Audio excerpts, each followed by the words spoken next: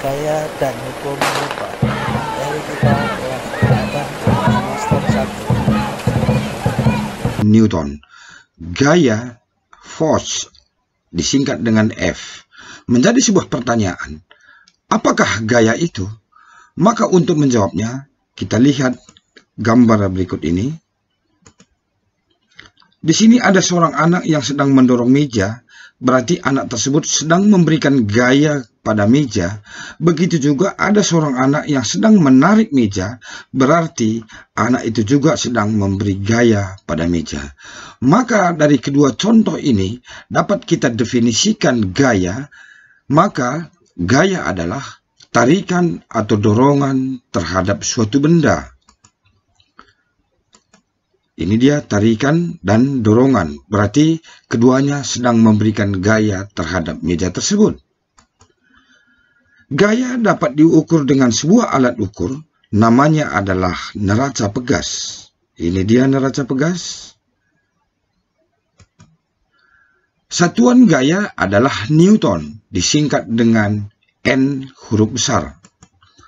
Gaya termasuk besaran vektor karena gaya itu memiliki nilai dan arah. Sebagai contoh misalnya, seorang anak mendorong meja dengan gaya 10 Newton ke kanan. Ini dia contohnya. Maka nilai ataupun besarnya adalah 10 Newton, arahnya adalah ke kanan.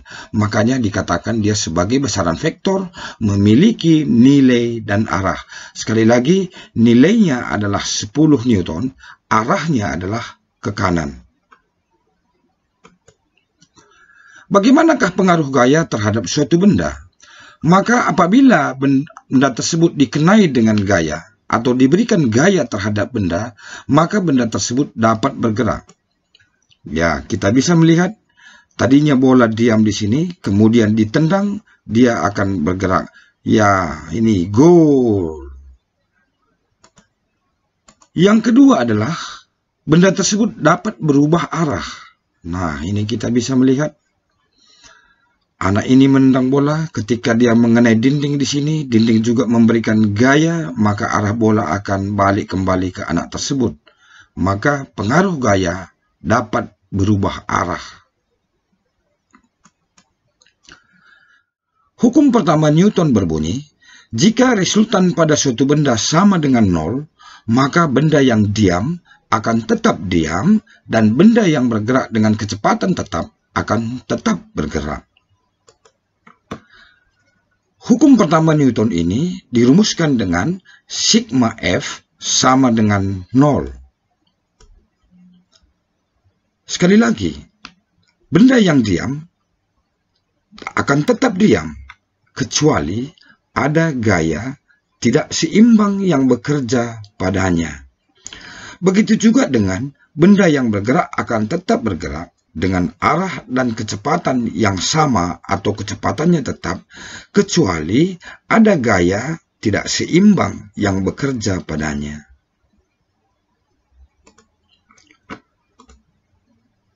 Ini bisa kita lihat sebagai contoh penerapan daripada hukum pertama Newton.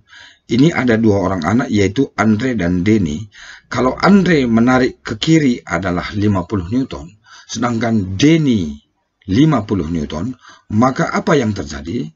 Yang terjadi adalah sigma F-nya atau resultan gayanya, yaitu F Denny dikurang F Andre, yaitu 50 Newton kurang 50 Newton. Kenapa di sini kurang? Karena arahnya berlawanan, maka sigma F-nya sama dengan 0. Apabila ini adalah kekuatannya sama dengan memberikan gaya sama, arah yang berlawanan, maka dikatakan benda seimbang. Contoh penerapan hukum 1 Newton yang lainnya, bisa kita melihat di sini, kalau ada benda diam di atas meja, kalau kita letakkan dia sedemikian rupa, maka benda ini tetap akan diam. Kecuali ada yang mengambil loh. Begitu juga kalau misalnya ada sebuah benda atau kendaraan yang bergerak dengan kecepatannya tetap, misalnya kecepatannya tetap 60 km per jam, maka benda ini tetap akan bergerak. tidak akan pernah diam kalau kecepatannya tetap.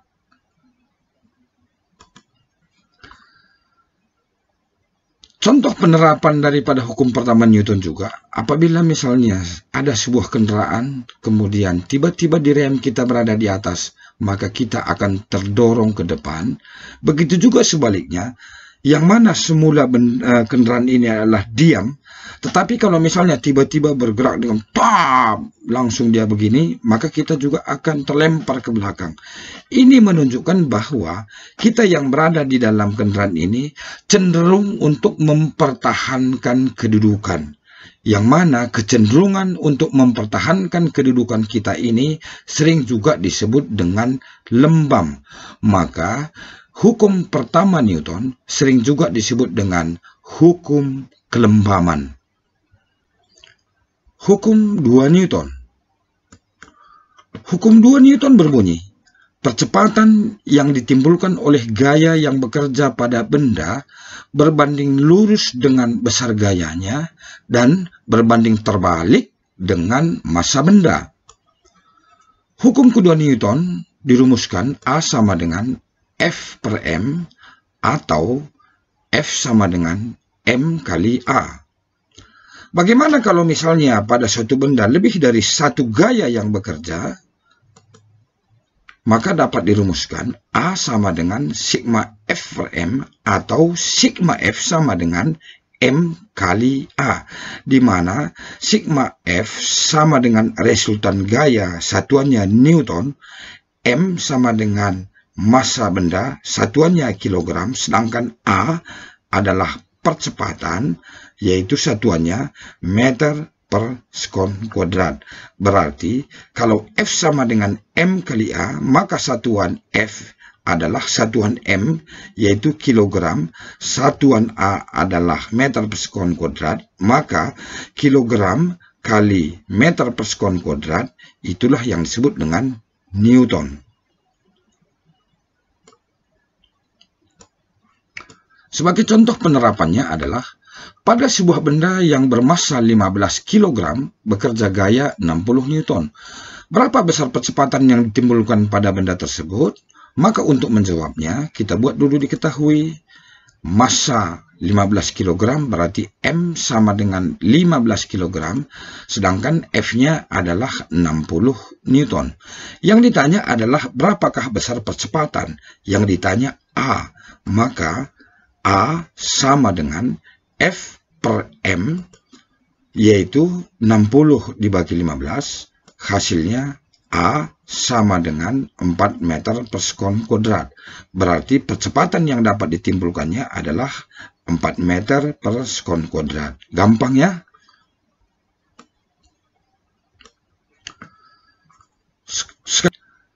Dalam sebuah kotak bekerja gaya seperti gambar di bawah ini. Berapakah percepatan kotak tersebut? Ini dia kotaknya yang bermassa 10 kg. Di sini ada bekerja 3 gaya, F1 15 ke kanan, F2 40 ke kanan, dan ada F3 5 Newton ke kiri. Maka untuk menjawabnya, kita buat dulu diketahui. Diketahui M sama dengan 10 kg. Kemudian kita cari sigma F-nya. Berarti F1 tambah F2 kurang F3. Kenapa di sini kurang? Karena F3 adalah ke kiri. Berarti sama dengan 40 tambah 15 kurang 5 sama dengan 50 Newton. Maka yang ditanya adalah A, yaitu percepatan. Maka untuk menjawabnya, A sama dengan sigma F dibagi dengan M, maka 50 per 10 sama dengan 5 meter per sekon kuadrat. Itulah besar percepatan kotak tersebut. Masuk kita ke hukum 3 Newton.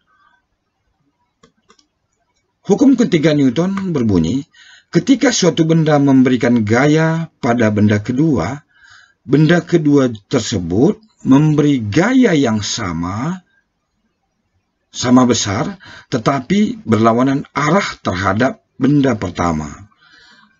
Ini adalah contohnya, di mana ini adalah orang tersebut sebagai memberikan gaya, maka Ketika dia memberikan gaya terhadap tembok, tembok juga akan memberikan gaya terhadap orang tersebut. Jadi, dapat juga kita simpulkan bahwa orang tersebut memberikan suatu aksi terhadap tembok, maka tembok juga memberikan sebuah reaksi terhadap orang tersebut. Jadi, apabila misalkan kalau kita lihat gambar ini, anak ini adalah sedang memakai sepatu roda, ketika dia mendorong tembok ini, maka tembok ini juga akan melakukan sebuah reaksi sehingga anak ini juga akan terdorong ke belakang. Hukum ketiga Newton sering juga disebut dengan hukum aksi reaksi, yang mana arahnya berlawanan. Ya, jadi F aksi sama dengan min reaksi.